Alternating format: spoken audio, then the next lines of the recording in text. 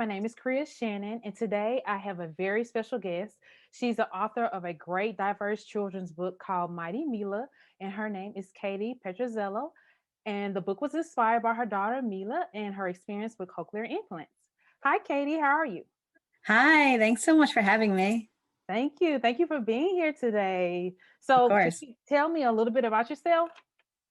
Sure. So I live in New York with my husband and three kids. I have a 6-year-old son, Luca, 4-year-old daughter, Mila, although she'll tell everybody she's 4.5, not 4. So I should amend that. And then my daughter, Sophia, is turning 2 this week. And yeah, I grew up in New York. I went to school actually at Villanova University in Pennsylvania, where I met my husband. And then we went to the city, and now we live in the suburbs of New York. I work for a large consulting firm 3 days a week, and then do this book writing at nighttime, and all mommy free time, right? So yeah. Wow, you're busy. You have a lot. Yeah, there's a lot going on. Yes. Now, what are your hobbies? What are you able to do besides all of that? Like, what do you do for fun? I don't know. I feel like this book writing's been my my hobby the last year, but I guess you could say that. I mean, I've always liked crafts. Mhm. Like I'll pretty much buy like craft kits for my kids because I want to do them. I want to do them. So crafts and baking, it's usually the things I get to do these days, and it's fun to do along with the kids. So I guess I would say that that's hobbies. Yeah. Without kids, like I would used to love traveling and everything like that, and seeing new Yeah. places and experiencing different cultures. But that's kind of been a little curtailed lately. So Yeah. I understand. I have two little ones myself, so it's very different with children. So yeah, yes, it is. yes. Now, when you were a kid, did you want to be an author? Did you even think about being a writer or anything like that? What did you want to be? No, I never thought about being a writer, to be honest with you. I think when I was a kid, I wanted to be like an archaeologist or something like really cool like that. Um, I don't know that I thought, I think I thought about like a doctor, an archaeologist, a nurse. I never thought about being a writer. And I still find it funny when I think about myself as an author. It was a way to kind of take my creativity and something that I'm deeply passionate about, which is deaf representation, Mhm. and kind of put it together into a really creative art form that's going to hopefully make a real difference and impact people's lives for the better. So I Yeah. think that's the reason why, that's the reason why I became a writer. And it's just been a really good fit. I never had thought about it previously though. Oh wow, that's amazing. And I mean, when you were a kid, did you have a favorite book or book series as a child?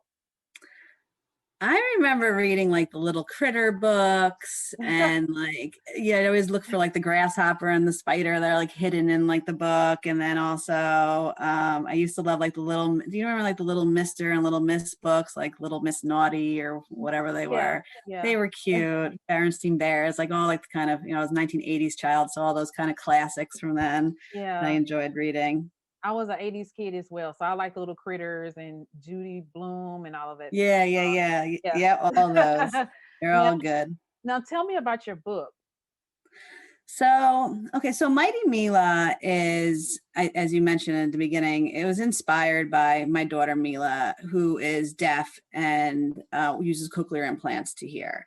And it's a book that is fun for all kids, regardless of hearing ability. So it can be just as much fun for a child that doesn't have hearing loss to pick up a book. It's not heavily focused on the hearing loss and the hearing loss journey or medical stuff like that. It just is a character that happens to have hearing loss, and it's referenced subtly throughout the book, enough so that kids that have never had the opportunity to meet a child with hearing loss can learn a little bit, but more so that they can see that kids with hearing loss are just regular kids that do Yeah, the same things that they do, that can do anything and everything that they want to set their mind on. And it's really just a book about a little girl, spunky girl with hearing loss, that wants to prove that she's a big kid, and she sets off on an adventure to prove her parents that she's a big kid and that she can do everything that she wants to without asking for help at all. And she learns along the way that maybe she does need to ask for help. And that's kind of how she proves just how mighty she really is at the end of the book. And I really wanted to do it because I wanted to put a book out there where kids with hearing loss could feel represented in a fun, engaging story, and really feel empowered, but also something so that kids without hearing loss could pick it up and learn about differences and learn more about inclusion and awareness and acceptance. And I've also worked very closely with my daughter's therapist to create some really great supplemental educational material that go along with the book, so it can be an educational tool as well for schools and for parents as well. Wow. I I just have to say I absolutely love your book. I love everything about it. Thanks. How creative you were and how you spoke about your daughter in the book. There are not a lot of many, excuse me, there are not many diverse children books out there with the main character as a child who has a disability. But there are Mhm. so many kids who have Yeah. disabilities. Like they need to see themselves in the book. And I love that about the book. Oh, thank you. I mean, there are some books out there that have characters with hearing loss, but they tend to be very focused on the hearing loss journey, about Mhm. going and getting the medical treatments to the audiologist and getting hearing aids. And those books are amazing, and we benefited from them so much. But then after Mila got her cochlear implants, a couple months later, she was looking through a picture book and she started flipping through the pages and looking at them and being like, Huh? why are none of these kids, why don't they have cochlear implants? And there were tons of kids represented in the book. And there was diversity included in the book, but no one happened to have cochlear implants, right? Yeah. And so I was like, that's it, like the light bulb went off. I was like, there just needs to be a fun book, an engaging book that's not all about reading about a character getting her or his cochlear implants. She doesn't really want to read that anymore because she's been there, done that. She's moving on and wants to just see herself represented as she is now. And Yes. I think that other kids will hopefully benefit from it, and then kids that don't have hearing loss will learn a little bit. And I mean, I try to stock my books at home with all different types of diversity, whether it's Mhm. different ethnicities, religions, family structures. It's something you kind of have to consciously think about though too, right? Yeah. Because you want your kids to see themselves in a book, but you also want them to see kids that don't look like themselves in a book. You need both, Right. Right. right? I love that because kids, they may be a little different in their classroom. They may be deaf or artistic, but they're still human beings as well. So I think your book welcomes that. And it doesn't just focus, like you said, on that. They can look outside of the disabilities. Oh my goodness. You're sitting on the treasure. It's a treasure. Oh I my just want to goodness. get in as many little hands as possible, Yeah. just to help open up acceptance. Like Yeah. it's all, I see already now, my daughter's 4 years old, how often kids come up to her and say, what are those things? She does great. She's like, they're my cochlear implants. She kind of, whatever, she's very proud of them. She likes showing off the decals she has on them and like the sparkly headbands she wears with them. She's so confident about it, but like, I don't want that to tip for her. Like I want kids to understand and know what they are, so that maybe she doesn't want to answer it all the time. And maybe if they know what it is, they won't ask her as much and she won't feel as different. But for now, she's proud of it, and we Yeah. continue to try to encourage that because it is really cool Yeah. to be different. I love that. I love that. Oh my goodness. Now, just tell me something. What is your favorite writing spot, or where do you get most comfort writing? I wish I could say that I have like a spot where I could like retreat to and do my writing, but please, like it like literally is on like a note, like the note like app on like my phone. Like as I'm with the kids, like Mila will say something, I'm like, "Ooh, that's gold," and I like throw it into like my note app, and then like I have like all these random notes from like ridiculous things they do that I kind of just like accumulate or think of during the day, and then it's really like like I sitting in bed with my computer after the kids go to sleep. That I usually do like really kind of pulling it all together. Yeah. I would love to have like a Zen spot in my house where like I can sit and write, but with a 6'4" and 1-year-old, it's not not in the cards right now. Okay, I completely understand it. And nighttime is the best time because everybody's asleep and you're Yeah, not yeah. bothered. It's the only time you can think. Yeah. You're like, yeah. Now, your illustrations are fabulous in your book. Thank How you. did you find your illustrator? Oh my gosh, I didn't realize how long it's going to take to find an illustrator. I searched for like a good like 3 months straight for someone. I looked at like thousands of Oh, portfolios. I just came upon her actually through like searching hashtags on Instagram, like kidlit art and stuff like that, and kid children's illustrations. And I found the agency that she's hired by, went and looked at their portfolios, saw her, loved her, and I reached out to her agent. She has historically only worked with traditional publishing houses. She lives in Finland, actually. Nadia Sorel is her name, and she read my manuscript and fell in love with the story and the mission behind it, and decided to take me on as a self-published author. Although she'd only worked with traditionally published authors and like large, publishing houses in the yeah. past.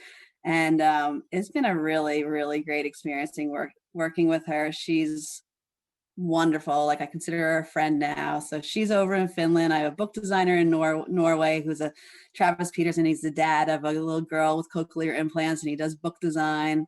So it's been a really nice team that I have that has made it very enjoyable to create this book. Wow, that's fabulous. The power of social media, and you were Oh able yeah, to find someone so creative. That's just like wow. And yeah.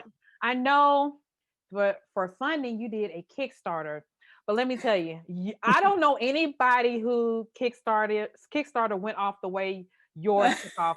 I mean, you Thank were you. breaking Kickstarter records or something. I don't know, That's so but nice of you. how did you do it? Like, what made you decide to do a Kickstarter, and how did you get it to take off so well? I'm like blushing over here.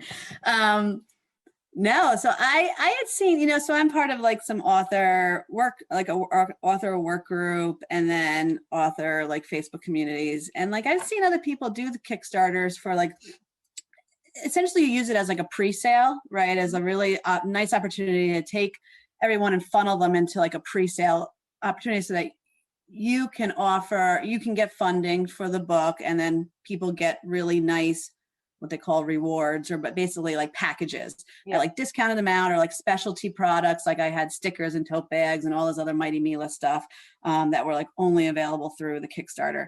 And I set a funding goal of $7,000. It's a 30-day campaign. And if you hit the $7,000, then people's cards are charged and you keep it. If you don't, you get nothing and people aren't charged for it. Well, I didn't think that I was going to hit $7,000 in 6 hours. And so I mean, I was like, I feel pretty good that I'm going to hit it, but like, I didn't think 6 hours. So I was kind of scrambling throughout the entire Kickstarter, like coming up with like new stretch goals, they call. So like, okay, like I hit 7. So like the next one I'm going to try to get to is whatever. And if I hit that, everyone gets free Mighty Mila tattoos, free pictures, like, just kind of keep the momentum going.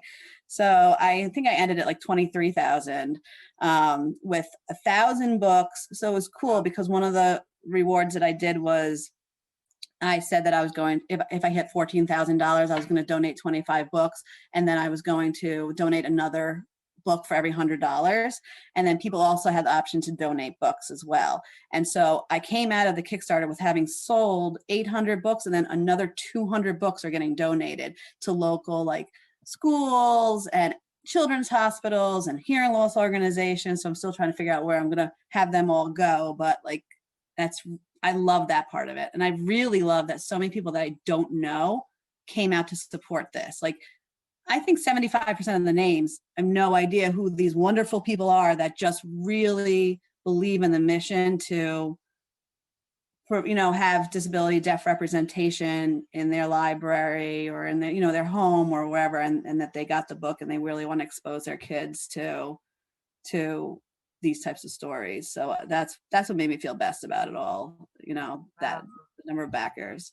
Yeah, I think, well, first of all, you come off as very genuine when you first started your book and was getting the story out. And I mean, it teaches children to look at a person's character and personality, and to not judge. And we don't have that a lot of times in the world that we live in, so it's just it's genuine. I mean, it's amazing what you're doing. You're really bringing love and joy into children's homes and diversity, and it's so needed right now. So just thank you for doing that. Thank you for No. thinking of this concept, and everything about it is just wow. Kudos. Oh, thanks. That's so sweet of you. I know. I really appreciate that.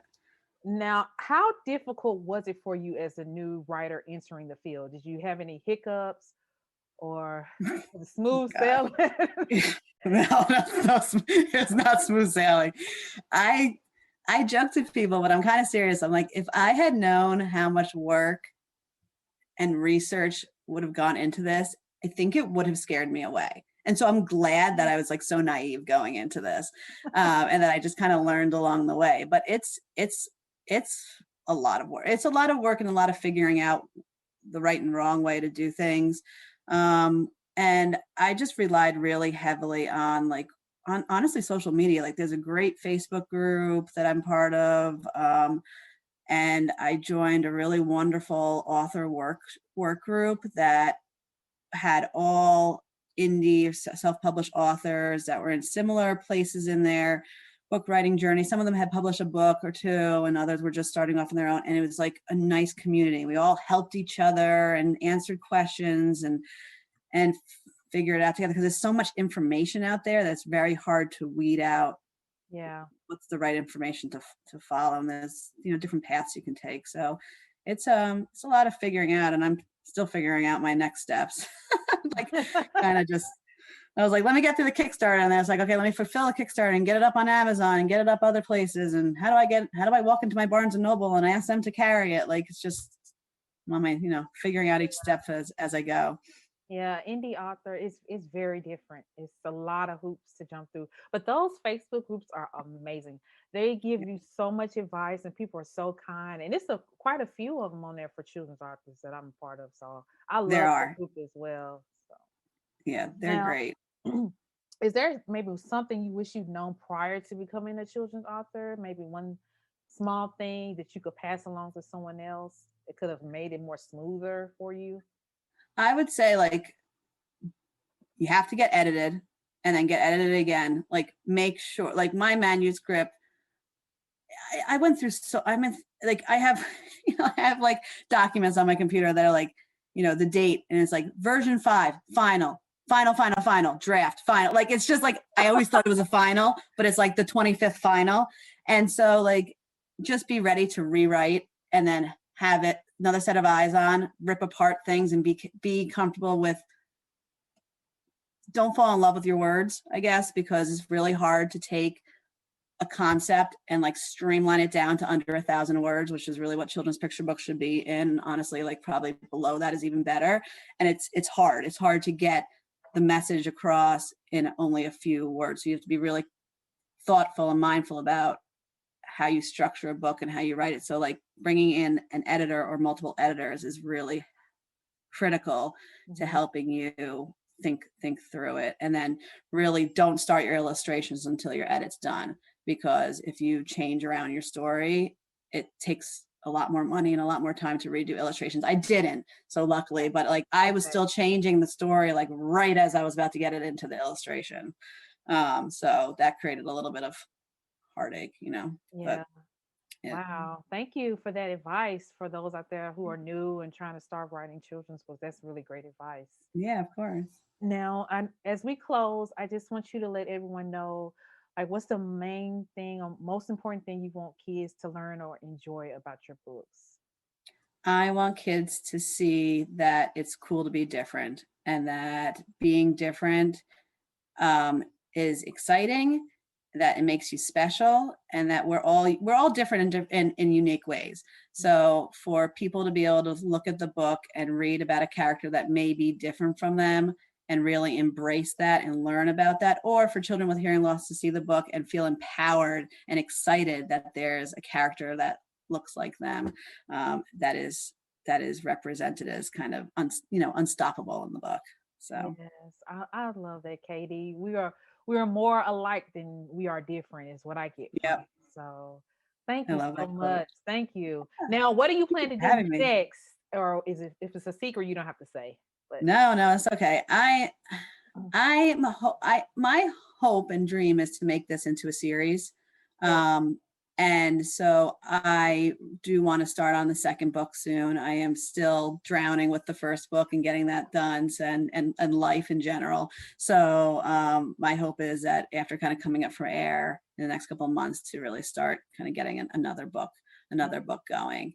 Um, I that's what. I really think your book could like be picked up for Netflix or Oh, well, when I talk Disney. about dreams, and there you go. That's my dream. Like when I'm I saw that serious. Netflix was doing like Ada Twist Yes, scientists, like I yes, was like, Mighty Mila is like, I hate to say, like it's like the fancy Nancy of a girl with disability. Like I'm like, she could be like a really fun character on Netflix, or I mean, yes. anyone that wants to pick it up. But like, Is but it I not think that out it'd be there? nice. We need No, that. it's not. It would be No, nice to see a character that has a disability shown as like a spunky, imaginative kid that like everyone can see and then start really learning from, because you're right, there's no main, not that I know of, I mean, I'm sure that maybe they're out there, but there's no like mainstream television show that features a character, like a main character with a disability. So yeah. Mighty Well, Mila we're gonna could speak that be. into existence. But And hopefully that'll happen. yeah, I don't know who to call, but I gotta figure it out.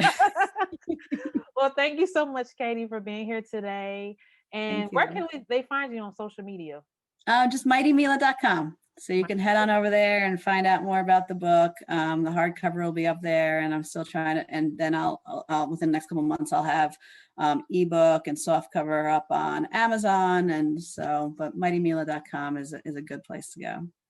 All right, perfect. All right, you guys, Thank you heard you. where you can get the book. Let's go out and support her and make her a best-selling children's diverse author, which she's probably already from all of her Well, pre-sales. But thank you guys for being here. Thank you so much, Katie. And thank you until, so much for having me. you're welcome. You're welcome. And until next time, I'll see you guys later. Bye.